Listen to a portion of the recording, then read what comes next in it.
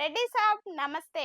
మీ అందరి కోసం ఈరోజు రెడ్డిస్ నుండి అబ్బాయి యొక్క బయోడేటా తీసుకొచ్చాను. ఈ అబ్బాయి డేట్ ఆఫ్ బర్త్ 9/9/1994. అబ్బాయి హైట్ 5.10 ఉంటారు.